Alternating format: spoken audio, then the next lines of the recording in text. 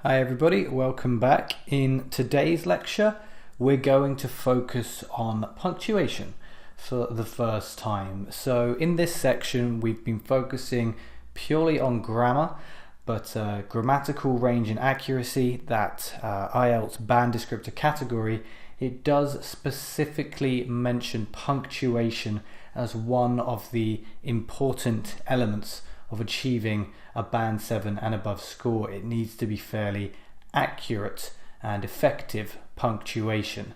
So in this lecture, I'm going to be talking to you about some of the most common mistakes that are made with regards to punctuation. And hopefully by the end of this lecture, you may recognize a couple of the things that you might be doing wrong with your punctuation, and you'll know how to correct those things. So let's get started. Again, that typical question, why is this important? Why is punctuation important? Well, punctuation is more important than you might realize. With punctuation, we can help the reader to understand how a particular sentence should be read, and we can also help to clarify meaning. Now, this is more important, as I said, than you might realize, because without punctuation, or if we use incorrect punctuation, serious problems can arise. Have a look at these three pictures to see what I mean. Compare those sentences. Let's eat grandpa versus let's eat grandpa. Of course, you want the second sentence there. You really don't want to be eating grandpa. So that comma before you mention someone's name, that's what that's for. I like cooking my family and my pets. I really hope not. In this case, we needed commas after cooking and my family, okay? Because we're writing a list. In that place, another two commas are essential. And in this case, apostrophe usage and spelling all wrong. Your dinner versus your dinner. One leaves you nourished, the other leaves you dead. So, as it says there, correct grammar and correct punctuation saves lives. So, 3 punctuation points that I want to talk about today. Firstly, commas, then apostrophes, then capital letters. So firstly, commas. Commas in English are notoriously difficult to use. I know a lot of people struggle with them.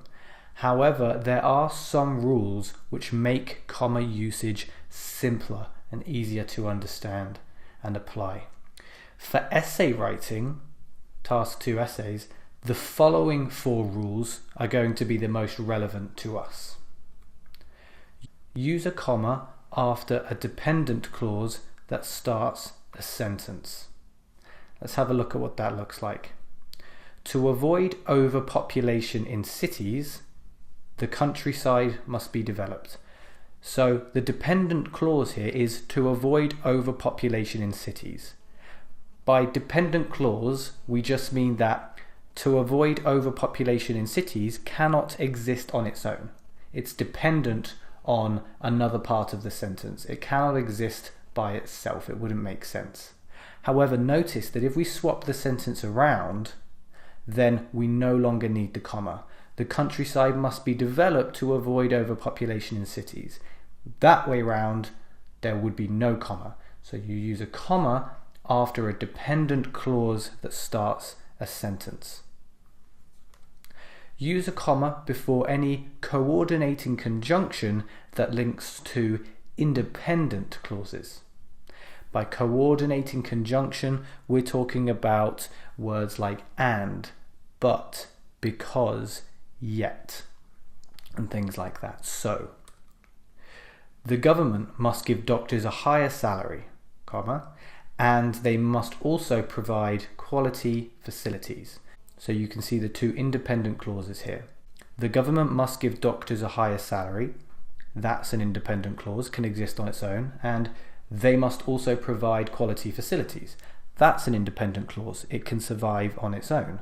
So if you're combining 2 independent clauses with a coordinating conjunction like and, make sure you use a comma before that coordinating conjunction. This is probably The least important rule. A lot of people miss this rule and it doesn't really affect the sentence, but it really can help to improve the fluency of your writing. Use commas to separate items in a list. This is probably the most common and easy to apply use of the comma. Teachers have to prepare classes, comma, mark homework, comma, and attend many meetings. Notice that there are 2 commas here rather than 1. We're going to talk about this in a moment. Let's have a look at the 4th use. Use a comma after introductory cohesive devices. So this is for expressions like, for example, to begin with, finally, as a consequence. Make sure that you do not use a comma after expressions like, there is no doubt that, or this is because. These do not need a comma. So to return to that 3rd point, the final comma in the sentence with the list, teachers have to prepare classes, mark homework, and attend many meetings, the final comma there is called an Oxford comma.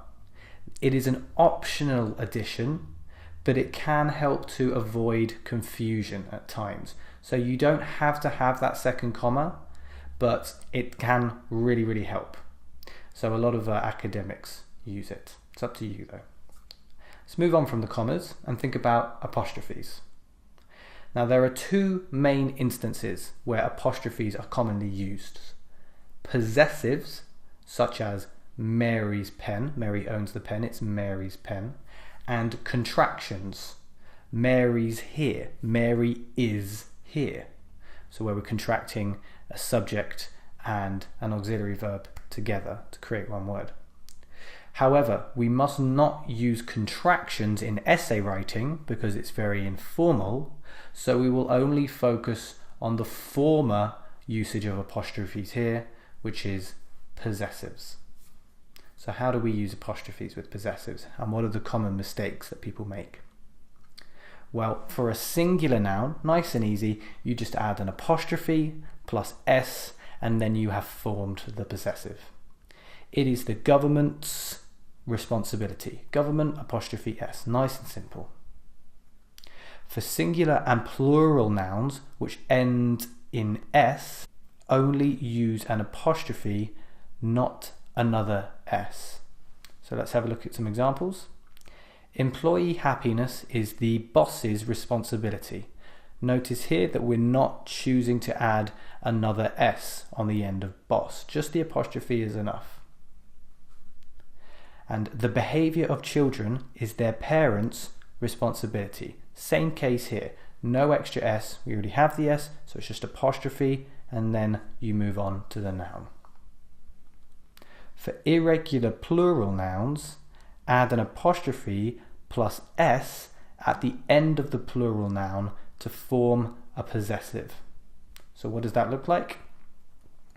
Children's, so you've got an irregular plural noun here, child, not to childs, but to children. And so in this case, we do want the apostrophe plus s. Children's backgrounds determine their success, not children's apostrophe and no s backgrounds. Finally, do not use an apostrophe to pluralize a regular noun. We won't use apostrophes when we're trying to pluralize things, only when we're trying to create possessives. So the world contains many different culture apostrophe s? No. The world contains many different cultures, just an s, no apostrophe. Finally, let's talk about using capital letters. Again, another area where a lot of people make mistakes, but generally capital letters are always used at the beginning of a sentence and when referring to what are called proper nouns. For example, geographical places, names, institutions, etc. Now the latter of these usages, the proper nouns, tends to cause the most difficulty. Let's see what your ability is like here.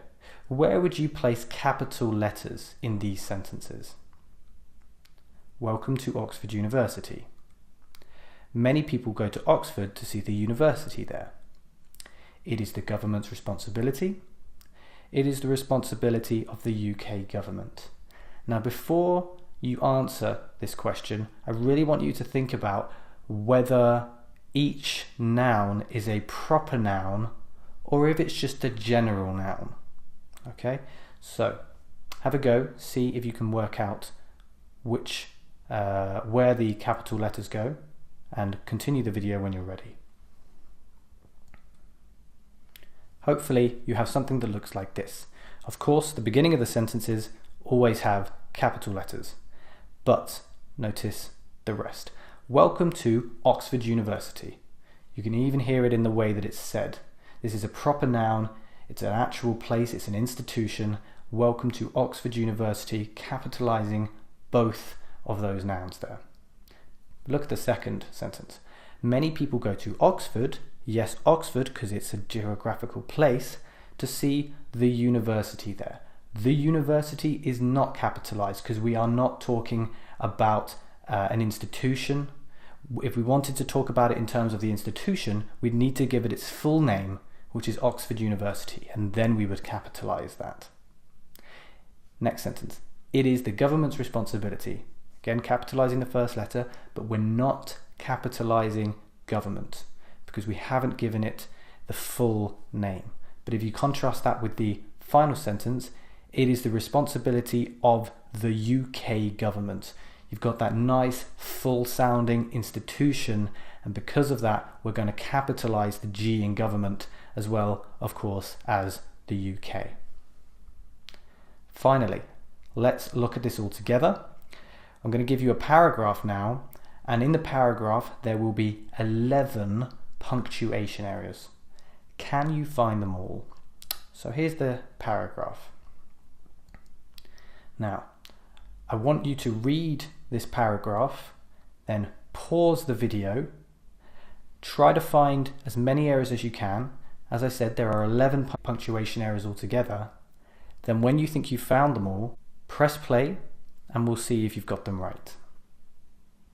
Okay, let's have a look then. 1, 2, 3, 4, 5, 6, 7, 8, 9, 10, and 11. Okay, so hopefully you've got the same one.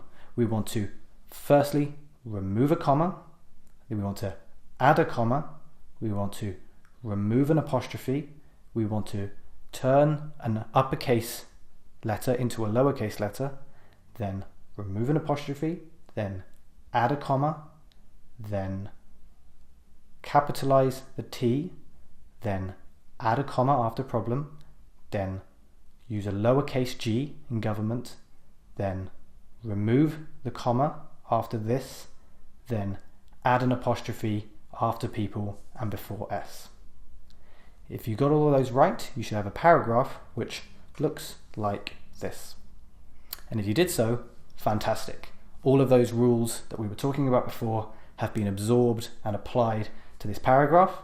If you struggle with that a bit, I would suggest going back to the beginning of the video, checking it out again, and maybe doing a little bit more research and practice with punctuation.